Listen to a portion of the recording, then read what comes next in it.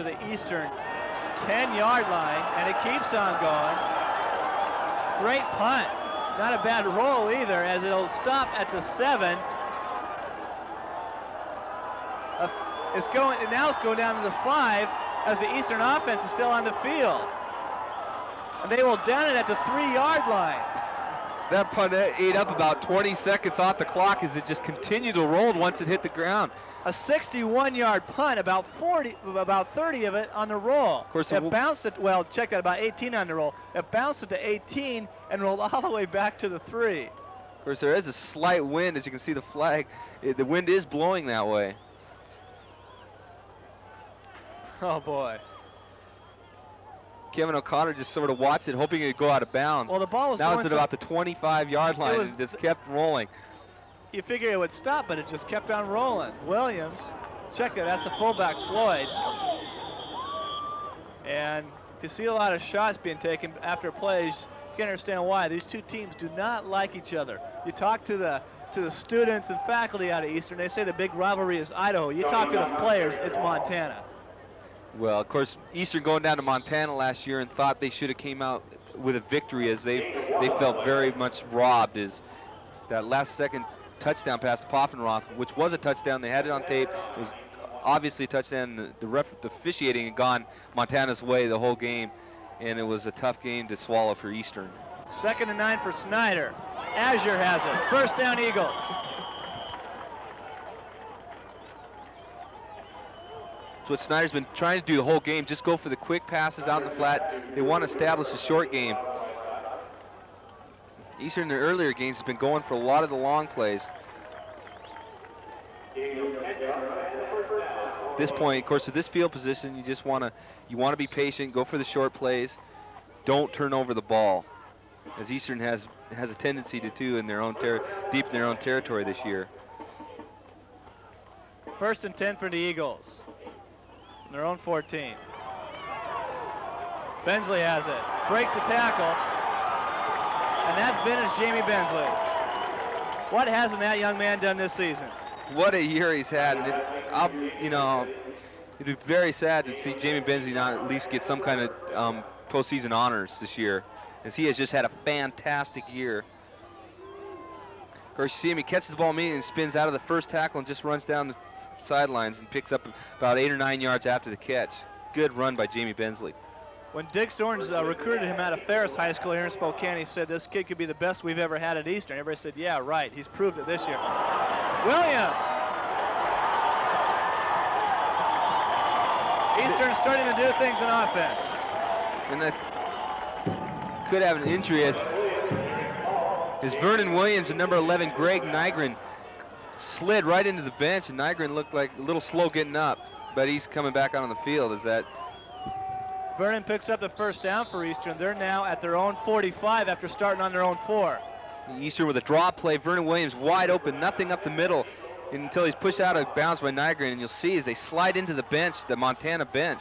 Both are lucky to come out of that without some kind of injury. Snyder going long for Fleming. He's bumped, and they rule incomplete. It looked like he wanted a flag on that. It looked like the referee there is seeing a black cat. It looked like he was turning around to go sprinting for the long anticipation of the long pass, and that's when the bump occurred, and he didn't see the call, so he couldn't throw the flag. It looked up from here, the defender did inhibit Fleming's progress downfield. It's definitely a missed call by the ref because he held Fleming. He held Fleming up because he knew he had him beat deep. Good pass by John Snyder, too. Back on the punt block, they ruled that it was Tim Hawk who blocked the punt, and then Stein knocked it out of bounds for the safety. John Snyder's calling timeout. That's Eastern's second timeout already in the first half. Snyder will come to the bench and talk things over with Dick Zorns. Well, if we can take a look at that Eastern season, it started off against Augustana. They won that ball game. And then the next week they lost to Nevada Reno 40-26, and from then on they won their next 3. That's our score right now. First quarter, Montana, after interception by Cooks, a 1-yard run by Farmer, and then a block punt by Tim Hucks, and then it was the safety as that block punt went out of the end zone as Eric Stein knocked it out of the end zone. But if we could bring up the composite season for the Eagles. If the people in the truck could put that up on the screen for us. Well, apparently we don't have it. But yeah, just to recap Eastern season, like you said, it was hard to judge early on and what kind of team this Eastern Eagle team was going to be. Of course, injuries decimated them all season, but they played good their first few games, going 3-1. Their last 3 weeks they have played top 20 teams before this week, so you can understand how tough the competition is in the Big Sky is tough this year. Right now, this is probably the toughest 1AA conference this season.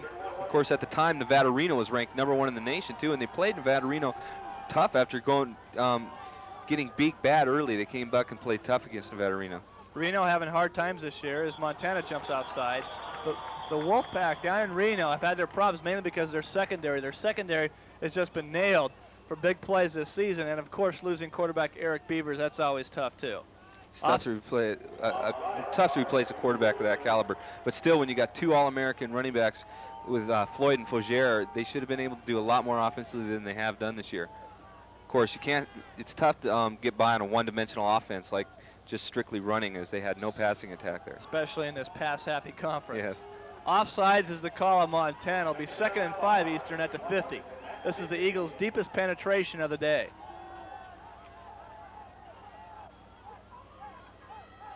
Montana showing blitz. That's Azure in motion.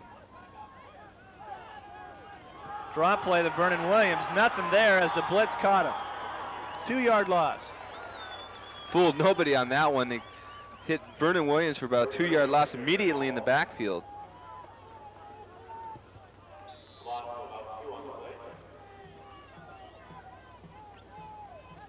And the Montana bench feeling things are going pretty well right now. And the Eagle, well, his wings have been plucked so far by this Grizzly team. The Eastern Eagle mascot's about the only part of this Eastern team that hasn't been injured this year. That's about it. And the players that have played all the games have been hit by nagging injuries that have hampered them as well, though it hasn't put them out of the lineup. 3rd and 6 for the Eagles. They give Williams his forward progress to the 49. That's Floyd in motion. Snyder is just nailed there. Oh my. There's no secret what Eastern was going to do on that play. It had pass written all over it. They just blitzed their linebackers, and Snyder took about a short drop, and the Montana players all over him.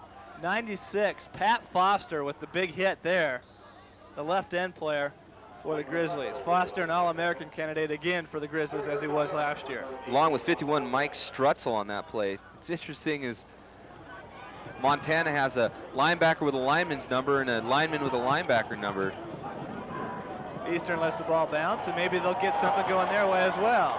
Well, it kind of stops at the 14, side saddles its way down to the 13. Seen everything in this punting game. We've seen a block kick. We've seen a punt. I've never seen a punt roll like that. 15-yard roll eating up about 15 seconds, 20 seconds off the clock, and another good roll for Eastern as well. It'll be 1st and 10, Montana from their own 14, and this is the deepest in their own end of the field that had to start things out. The first 2 drives started in Eastern territory. Their first at the Eastern 11 after an interception, but then at the 38 after a safety, they returned the kick all the way back to the 38 of Eastern. Notice Eastern has maintained that extra defensive back defenses. They feel that majority of Montana's offense is going to be passing, but it's mostly been running today. Well, taking away what the defense will give you, or taking what the defense will give you, is Farmer as he picks up the first down. And this backfield isn't too bad for Montana. They can move the ball on the ground. Of course, Jody Farmer leads the team in rushing with 538 yards and 5 touchdowns. He scored 48 points this year because he's got 3 passes for touchdowns as well. 1st and 10 for the Grizzlies. Eastern showing blitz. Farmer gets about 3 up to the 29. Jody Farmer, 6 foot, 190 pounder out of Libby, Montana. He was a starter last year as well, and only rushed for 135 yards and 3 touchdowns last year. His senior year in high school, he was the state AA offensive MVP in Montana, and Montana notoriously gets the best football players out of that state. 2nd and 7 from the 29. Werberloh looking, flushed, and he's sacked back at the 28. Good coverage by the secondary for the Eagles. Good coverage sack is Werberloh had no one to pass to, and so they gave plenty of time for the defensive line to get in there and get the sack. It'll be 3rd and about 9. One of the first 3rd and long situations we've seen on the day for this Montana team. And Eastern's have built a reputation as giving up the 3rd and long first downs, as they haven't been able to capitalize on it. Werberloh throws in triple coverage, and he just throws that one in the Eastern bench out of bounds, intended for number 19, Bernard Coleman. Coleman and Farmer are the 2 main receivers in this offense. Coleman has caught 21 balls this year. Farmer has caught 22. Right there you see is Bernard Coleman. It's an interesting coverage, as it was Farrell and Gilmore on the coverage along with Dominic Core, so they had 2 linebackers as well as a defensive back covering that one wideout. Farmer's last punt bounced at the 20 and went all the way down to the 3. O'Connor's back deep for the Eagles. He'll send this one left, and he gets a great punt. It gets over O'Connor's head. O'Connor gets his hand out to 5. He's now at his own goal line, and he's dropped at the 5. Well, that's what happens when you have players injured. O'Connor is not the main the main punt returner, rather. It is Drew Azure. 1st and 10 from their own 5. Eastern's been stuck in their own end this whole game. Of course, this is the 3rd drive Eastern's started within their 10-yard line. Williams and Montana defense really dominating things right now, especially when Eastern wants to run the ball. Eastern has had 1 good carry, and that was by Vernon Williams, and that's been it. It's been good defensive plays on both sides of the ball. Eastern defense has been able to stifle the Montana offense as well. Montana, all their points coming off specialty teams play so far, and defense. Offense has yet to score a point. Coming into the offensive line for Eastern will be Scott Canoyer. He comes in for Steve Hine. Canoyer, 64, is at the right guard. 2nd and 10 for Eastern. Snyder. That's Fleming. 1st down Eastern. Maybe a little, may need a measurement. It is close to a 1st down. I don't know if it is or not. They have yet to signal for it. And they do signal the 1st down. But Eastern's been pretty successful on that play. The quick dump passes over the middle or quick passes out in the flat. That's what Eastern's got to do. 27 seconds left here in the 1st quarter. This might be the last play of the quarter. It has been all Montana as they lead at 9-0, and it could be worse.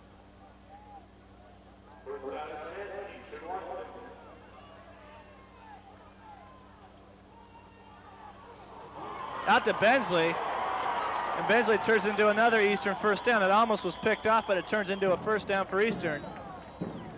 And 1 second left on the clock. It's a little shoving match going on there between Bensley and Greg Nygren. Is a little unnecessary rough.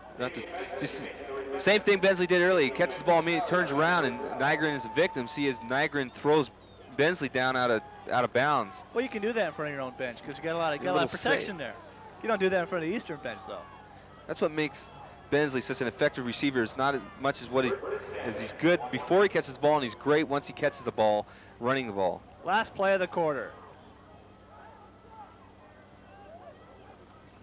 Snyder, deep drop.